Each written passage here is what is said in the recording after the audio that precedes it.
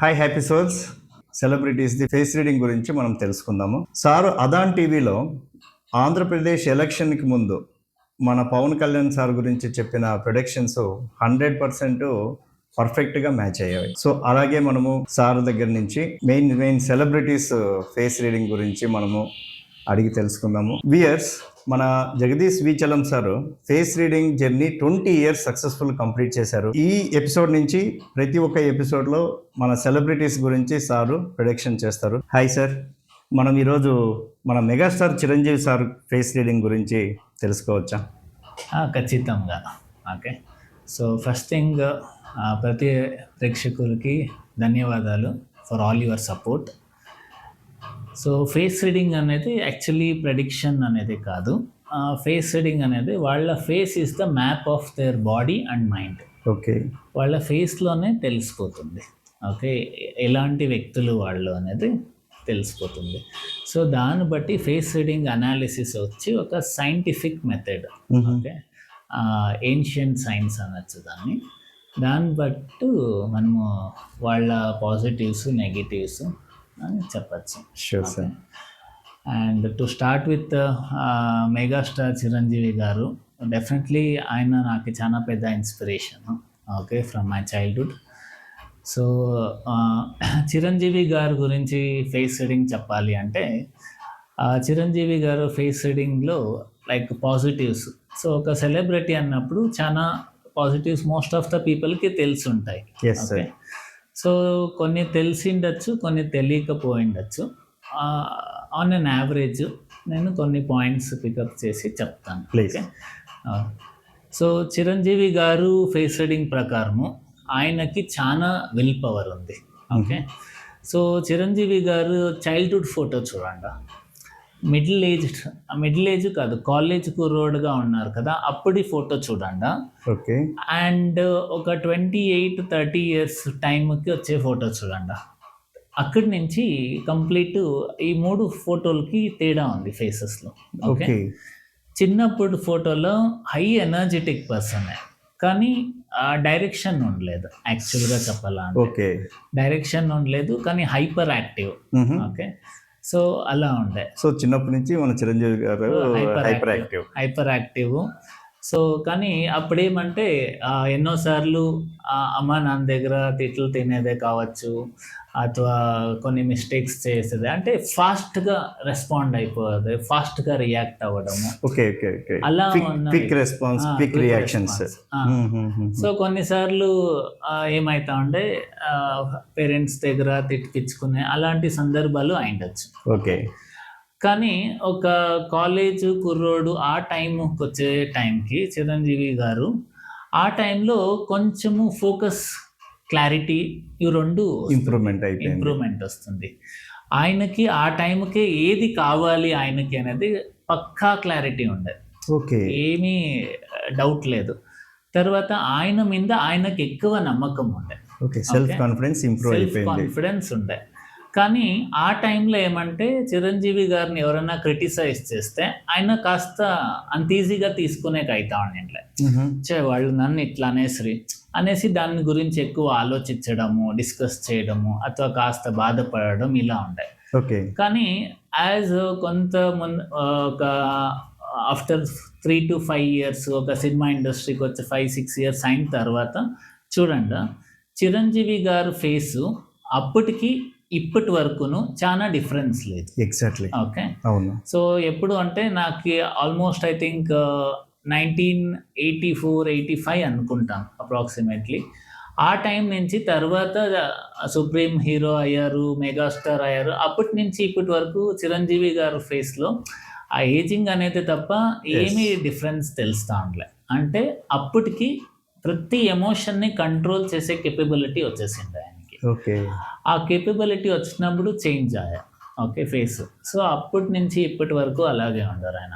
So most important thing ఏమంటే ఆయన గెలుచుకుంది, ఆయనలో పెద్ద మార్పు వచ్చింది పేషెన్స్. ఓకే, ఓకే, ఎన్నోసార్లు ఆయన అనుకునే టైంకి పనులు కాకపోయినాను ఆయన ఫోకస్, క్లారిటీ మిస్ కాలేదు, డిస్ట్రాక్ట్ కాలేదు. ఆ సెల్ఫ్ కంట్రోలు, తన స్ట్రెంగ్త్ ఏమి, తన వీక్నెస్ ఏమి అనేది ప్రతి ఒక్కటి తెలుసుకొని ఫామ్ చేసుకొని పోయారు కదా. సో అది అక్కడి నుంచి యాక్చువల్లీ చిరంజీవి గారు ఫేస్లో చాలా చేంజెస్ తెలుస్తుంది. ఆ ఒక ఏమంటాం కళ అంటాం కదా, ఎస్ ఆ ఒక కళ అనేది క్లియర్గా తెలిసేకి షురు అయ్యా. ఇంకా చాలా అందంగా కనిపించేకి స్టార్ట్ అయ్యారు. సో కారణం ఏమి అంటే ఆయన కోపాన్ని, ద్వేషాన్ని, ఇవన్నిటిని జయించేశారు ఆ టైంకి. Okay okay. సో అక్కడి నుంచి ఆయన్ని డిస్టర్బ్ చేసేదానికి అంత చాలా రేరెస్ట్ ఆఫ్ రేర్, చాలా రేర్. సో అంతకుముందు త్వరగా షార్ట్ టెంపర్ అయ్యేది, కోపం త్వరగా వచ్చేది, ఇలాగా ఉన్న వ్యక్తి అలాగా చేంజ్ అయ్యారు. సో అది ఒక ఫేస్లోనే తెలుస్తుంది. చిరంజీవి గారు చైల్డ్హుడ్ ఫైట్స్, కాలేజ్ స్టూడెంట్గా ఉన్నప్పుడు ఫేసు, ఒక లెవెల్కి వచ్చాక సినిమా ఇండస్ట్రీలో ఒక ఒక స్టేజ్ సెట్ చేసుకున్నాక సెట్ క్రియేట్ అయిన ఫేసే వేరు. ఓకే. సో అట్లా ఫేస్ చేంజెస్ అవుతుంటాయి. మనలో ఉండే మార్పు బట్టి మన ఫేస్లో చేంజెస్ ఉంటుంది. ఓకే. తర్వాత చిరంజీవి గారు చాలా హెల్పింగ్ నేచర్ ఆయనకి. నో చెప్పడం రాదు, చాలా కష్టము నో చెప్పడము. కానీ ఊరికే మనుషుల్ని గుడ్డిగా నమ్మరు. ఓకే. ఆయన టెస్టింగ్ చేస్తారు. ఆయన దగ్గర టెస్టింగ్లో గెలిచారా ఎంత సహాయమైనా చేస్తారు. ఊరికే ఏమో చెప్పేస్తే ఎలా అంటే ఆయనకి సింపతికి కనెక్ట్ అవ్వరు. అయ్యో పాపము అనేసి ఎవరో వచ్చి ఏమో అడిగేస్తే చేసేయాలా అనే దానికంటే వాళ్ళు డిజర్వా కాదా, కేపబిలిటీ ఉందా లేదా అది తెలుసు, అవన్నీ చెక్ చేస్తారు. మనకి తెలియదు, వాళ్ళు లోపల ఇవన్నీ అనలైజ్ చేస్తూ ఉంటారు. అవును. సో అవన్నీ చెక్ చేసిన తర్వాతే ఆయన ఇదయ్యేది. తర్వాత ఎవరి దగ్గరైనా మాట్లాడేటప్పుడు చాలా ఫిల్టర్డ్గా మాట్లాడతారు ఆయన. ఓకే ఇప్పుడు నేను ఈయన దగ్గర ఇలా మాట్లాడితే ఆయన ఎలా తీసుకోవచ్చు ఏమి అనే దాన్ని బట్టి ఆయన ఫిల్టర్ చేసి మాట్లాడతారు. సో లోపల ప్రాసెసింగ్ నడుస్తూ ఉంటుంది. అందుకే ఆయన మాటల్లో చాలా మందికి ఆయన మాటలు ఇన్స్పిరేషన్ అనొచ్చు. ఆయన దగ్గర టైం స్పెండ్ చేసిన డైరెక్టర్స్ కావచ్చు, కో యాక్టర్స్ కావచ్చు, చాలా ఇన్ఫ్లుయెన్స్ అయ్యేది. ఎందుకు అంటే సో ప్రతి వ్యక్తితో వాళ్ళ లెవెల్కి వచ్చి కనెక్ట్ అవుతారు వాళ్ళు. సో అది ఆయన biggest strength. As a human being చాలా మంది ఆయన్ని రెస్పెక్ట్ చేసేదానికి కారణం ఏమంటే ఆయన ఒక కార్ డ్రైవర్ దగ్గర ఒకలాగా ఉంటారు, డైరెక్టర్ దగ్గర ఒకలాగా ఉంటారు. ప్రతి ఒక్కరి దగ్గర ఆ లిమిట్స్ ఏం చేయాలా అలాగే ఉండేకి ట్రై చేస్తారు. సో అందరి దగ్గర నేను మెగాస్టార్ అనే అట్లా లేదు. సో అది యాజ్ ఎ హ్యూమన్ బీయింగ్ ఆయన్ని చాలా పెద్ద శిఖరంలో కూర్చొని పెట్టిండే క్యారెక్టర్ అది. సో అది ఆయన చేంజెస్ చేసుకోండి అది. ఓకే. సో అది వన్ ఆఫ్ ద. తర్వాత emotionally very strong person Chiranjeevi గారు వచ్చి ఎమోషనల్లీ చాలా స్ట్రాంగ్ పర్సన్. ఏదైనా గట్టిగా అనుకున్నారా దానికి కంప్లీట్ ఎఫర్ట్స్ వేస్తాము, నా హార్డ్ వర్క్ అంతేకాదు ఆయన మైండ్లో చాలా ప్రాసెసింగ్ చేస్తారు. ఓకే ఈ సంవత్సరం నేను ఇప్పుడు ఈ ప్రాజెక్ట్ చేస్తే నెక్స్ట్ ఎక్కడ ఉంటాను, తర్వాత ఏమి. సో ఇలా ఎప్పుడు లాంగ్ టర్మ్ గురించే ఆలోచించేది ఆయన. సో అట్లే లైఫ్లో కావచ్చు, కెరియర్ని అలాగే ఆయన ప్లాన్ చేసేవారు. ఎప్పుడు లాంగ్ టర్మ్ థింకర్. ఇప్పటికేమో ఇలాగ అయిపోతా ఉంది అనే దానికంటే లాంగ్ టర్మ్ థింకరు ఆయన. సో అది ఇస్తే ఆయన ఇంకా ప్రతి ఒక్కటి ప్యాషనేట్, లైక్ జర్నీని ఎంజాయ్ చేస్తారు. ఆయన చేసే ప్రతి పనిను ఎంజాయ్ చేస్తారు. సో అది ఆయనకి బిగ్గెస్ట్ ప్లస్ పాయింట్. ఇప్పుడు డ్యాన్స్ కావచ్చు, ఆ రిథమ్ రావాలి అంటే బికాజ్ ఈ ఎంజాయ్స్. ఓకే. ఆయన ప్రాసెస్ని చాలా ఎంజాయ్ చేస్తారు. సో రిజల్ట్స్ని ఎంజాయ్ చేసేది తక్కువ ఆయన, కానీ ప్రాసెస్ని ఇప్పుడు ఒక సినిమా చేస్తా ఉంటే ఆ సినిమా చేసే ప్రాసెస్ చాలా ఎంజాయ్ చేస్తారు. అది బ్లాక్ బస్టర్ టాక్ వచ్చాయంటే ఒక 2-3 days తర్వాత again he come to the normal mode. కానీ ఆ సినిమా షూటింగ్ అయ్యే టైంని చాలా బాగా ఎంజాయ్ చేస్తారు. ఓకే. సో అది ఆయన ప్లస్ పాయింట్. సో అన్ని సంవత్సరాలు అంత లాంగ్ జర్నీ ఉండేదానికి కారణము ఆయన జర్నీని ఎంజాయ్ చేస్తారు, జర్నీని చాలా ఇష్టపడి చేస్తారు. సో అది వాళ్ళ పాజిటివ్స్. సో ఆయనలో ఉండే నెగిటివ్స్ ఏమి అంటే ఫ్యూ నెగిటివ్స్ ఉన్నాయి. ఒకటి వచ్చి ఆయనకి చాలా క్లోజ్ అయిపోతే తర్వాత వాళ్ళతో డిటాచ్ అయ్యాకే తెలియదు. చాలా క్లోజ్ అయ్యాక డిటాచ్ అయ్యాకే తెలీదు. కొన్నిసార్లు ఏమవుతుంది వాళ్ళు మిస్యూజ్ చేసుకునే ఛాన్సెస్ ఉండొచ్చు, ఆర్ కొన్ని కితాలు కొంచెం డిస్టర్బ్ చేసేదే, అప్సెట్ చేసేదే అలా ఛాన్సెస్ కూడా ఉంటుంది. సో ఆయనకి ఎమోషనల్లీ అటాచ్ అయ్యాక డిటాచ్ అవ్వడం రాదు. ఓకే, అది ఆయనకి ఒక వీక్నెస్.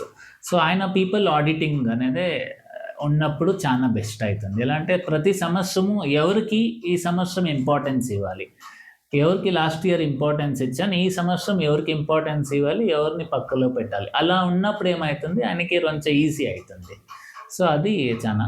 కాకపోతే ఆయన కొంచెం కనెక్టింగ్ టు ద పీపుల్ అని వచ్చినప్పుడు చాలా రిజర్వ్డ్, లైక్ ఆయన సీక్రెట్స్ మెయింటైన్ చేస్తారు. అందరితో అన్నీ చెప్పుకోవాలా అనేదంతా ఏం లేదు. యాక్చువల్లీ ఆయనకి ఆ విషయంలో చాలా క్లారిటీ ఉంది. మళ్ళీ టూ మెనీ పీపుల్ ఒపీనియన్స్ నచ్చదు ఆయన. ఓకే, చాలా మంది సజెషన్స్ తీసుకోవాలి అట్లంతా. ఆయనతో ఆయన టైం స్పెండ్ చేసి డెసిషన్ తీసుకునే రకం. సో అందువల్ల టూ మెనీ ఒపీనియన్స్ చిరంజీవి గారికి ఇస్తూ ఉంటే యు ఆర్ ఇరిటేటింగ్ హిమ్ అనేది అది. ఆ తర్వాత ఇంకొక వీక్నెస్ ఏమంటే ఆయనకి ఇప్పుడేమో ఒక హెల్ప్ చేసి ఉంటారు, దాన్ని యూటిలైజ్ చేసుకోకపోతే అప్సెట్ అవుతారు. ఓకే. సో ఇప్పుడు ఫర్ ఎగ్జాంపుల్ ఒక అవకాశమే ఇప్పించింటారు అనుకుంటా, ఆయన కరెక్ట్గా ఆయనకి ఒక ఎక్స్పెక్టేషన్ ఉంటుంది, ఈ అవకాశం ఇతనికి ఇప్పిస్తే ఈయన ఆ రేంజ్లో ఉంటారు అని ఫిక్స్ అయింటారు. ఆయన ఉపయోగించుకోకపోయినాడు, ఈయన తీయాలా అనేసి మేబీ ఆయన సాటిస్ఫై, ఆ పర్సన్ యూటిలైజ్ చేసుకున్నాడు సాటిస్ఫైడ్ ఉండొచ్చు. కానీ చిరంజీవి గారికి ఇంకా బెస్ట్ యూటిలైజ్ చేసుకోలేదు అన్నప్పుడు నెక్స్ట్ టైం ఆయన పుష్ చేస్తారో లేదో అక్కడ ఒక బార్డర్ వేసుకునే ఛాన్సెస్ ఉంటుంది. సో అది ఆయన వీక్నెస్. సో అది ఇస్తే లైక్ ఇంకంతా పాజిటివ్సే. చాలా కాన్ఫిడెంట్ పర్సన్. తర్వాత when it comes to relationship అన్నప్పుడు ఫ్యామిలీకి, రిలేషన్షిప్కి చాలా వాల్యూ ఇస్తారు. సో ప్రతి ఒక్కరికి చాలా వాల్యూ ఇస్తారు. చిన్నపిల్లలతో టైం స్పెండ్ చేయడము చాలా ఇష్టము. అండ్ ఇప్పటికీనూ అంతే, చిరంజీవి గారు he's carrying A kid in him. ఆయనలో ఒక చిన్న పిల్లవాడు ఇప్పటికీ ఉన్నారు. Okay, is alive. సో అది చాలా ఆయనకి ఈజీ అనిపిస్తుంది. లైక్ ఈ ఏజ్లో కూడా ఆ ఎనర్జీ క్యారీ అయితే ఆ లోపల ఆ క్యూరియాసిటీ, ఆ ఎక్సైట్మెంట్ అది ఇంకా ఉంది. ఓకే, అందువల్లే he's carrying his legacy. Okay, అది one of the biggest plus point. So overall ఇది Chiranjeevi garu face reading analysis. And definitely super positive person. ఆయన ఫొటోస్ చూసినప్పుడే మీకు తెలుస్తుంది. చైల్డ్హుడ్ ఫొటోస్, మిడిల్ ఏజ్ కాదు, కాలేజ్ కుర్రోడ్గా ఉన్నప్పుడు ఫొటోస్కి తర్వాత వచ్చిన ఇండస్ట్రీకి ఎంటర్ అయిన 3 to 5 yearsలోగా చేంజెస్ వచ్చాయి. సో అక్కడ ఆయన నేర్చుకునేది ప్రతి ఒక్కటిని ఇది. తర్వాత ఇంకొకటి ఏమంటే ఆయన ఒకే మిస్టేక్ మళ్ళీ చేయరు. ఓకే, ఏదే కానీ is a very very quick learner. ఒక మిస్టేక్ అన్నప్పుడు దాన్ని మళ్ళీ చేయకుండా ఉండేదానికి అన్ని జాగ్రత్తలు తీసుకుంటారు. సో అట్లా పర్వాలే, ఐ డోంట్ కేర్, గ్రాంటెడ్ అలా అంతా ఉండాలి. And highly disciplined person. So disciplined, commitment ఇవన్నీ ఆల్మోస్ట్ వినిన్నాం. ఓకే, సో అందరికీ తెలిసిండేది ఇది. కాకపోతే ఆయన సెల్ఫ్ కేరు, ఆయన మాటలకి, ఆయన లైఫ్కి ఆయన ఇచ్చినంత ఇంపార్టెన్స్ ఇంకెవరు ఇచ్చలేదు. ఓకే, సో ఎందుకు అంటే ఆయన తనకు తాను ఇచ్చుకునే రెస్పెక్ట్ అది. ఓకే, నేను ఒక చిరంజీవిగా ఇలా ఉండాలి, అట్లా ఉండకూడదు, లేదు అలా ఉంటే అది కాదు అని ఆ సెల్ఫ్ టాక్ అనేది ఎప్పుడూ నడుస్తూ ఉంటుంది ఆయనలో. సో అందుకే ఆయన ఇప్పటికేనూ లైక్ ప్రతి ఒక్కరూ ఆయన అప్రిషియేట్ చేసేదే, ప్రతి ఒక్కటిను ఇదవుతుంది. సో అది ఇంకొకటి ఏమంటే డ్యూరింగ్ పాలిటిక్స్లో ఎంటర్ అయినప్పుడు చిరంజీవి గారు పాలిటిక్స్లో ఎంటర్ అయినప్పుడు మీరు చూడొచ్చు, అక్కడ కూడా కాస్త ఫేస్లో కొన్ని మార్పులు వచ్చాయి. ఫేస్ తప్మాయ. ఓకే, సో తర్వాత కొంచెం అక్కడ ఏమంటే క్లియర్గా కనిపిస్తుంది he was going under stress. అక్కడ ఏమంటే టూ మెనీ ఒపీనియన్స్, చిరంజీవి గారికి చాలా ఒపీనియన్స్ వచ్చినప్పుడు కన్ఫ్యూజ్ అవుతారు. ఓకే, ఆయనకి ఏమి తెలుసు, ఆయన డిసిషన్ తీసుకొని పోతే తిరుగులేదు. అది ఓటమైనా గెలిపైనా he will take the responsibility. కానీ టూ మెనీ పీపుల్ ఒపీనియన్స్ అని వచ్చినప్పుడు అది రిసీవ్ చేసినప్పుడు స్టక్ అయిపోతారు. సో పాలిటిక్స్లో ఆయనకి అదే అయింది. ఒకవేళ ఆయనకి నచ్చినట్టుగా ఆయన మాట ప్రకారమే ఆయన పాలిటిక్స్లో అదే ఫ్లోలో పైన అక్కడ కూడా సక్సెస్ఫుల్ అవుతా ఉంటారు. ఎందుకంటే ఆయన తన ఇన్నర్ వాయిస్ని ఎక్కువగా నమ్ముతారు. ఓకే, సో ఆయన మనస్సాక్షి కావచ్చు, ఆయన ఇన్నర్ వాయిస్ దాన్ని చాలా పవర్ఫుల్. సో అట్ల పైన అంటే it would have been different. So అది చాలా డిఫరెన్స్ క్రియేట్ అవుతుంది. సో అది ఓవరాల్. తర్వాత ఇప్పుడు ఉండే చిరంజీవికి అప్పుడు పాలిటిక్స్లో ఉండే చిరంజీవికి చాలా డిఫరెన్స్ ఉంది ఇన్ ఫేస్లో. అగైన్ ఇప్పుడు నార్మల్గా ఇప్పుడు లాస్ట్ ఫ్యూ ఇయర్స్ నుంచి చూస్తూ ఉంటే మళ్ళీ ఆ కరిస్మా మెగాస్టార్ గ్లో వచ్చేసింది అట్ ద ఏజ్ ఆఫ్ 70. ఎందుకంటే ఆయన సెల్ఫ్ టాక్, ఆయనకి ఆయన ఇచ్చుకునే ఇంపార్టెన్స్, సో ఇవంతా అండ్ డిపెండెన్సీ ఇవంతా నచ్చదు ఆయనకి. ఓకే, సో అది చాలా డిఫరెన్స్ క్రియేట్ అవుతుంది. సో అది ఓవరాల్ ఆయన face reading analysis. Thank you so much sir. So weirs, మన మెగాస్టార్ చిరంజీవి గారి ఫేస్ రీడింగ్ విన్నారు కదా. సో ఇలాంటి ఆసక్తికరమైన ఎపిసోడ్స్లో మళ్ళా కలుద్దాము మరికొంతమంది సెలబ్రిటీస్తో. Thank you so much.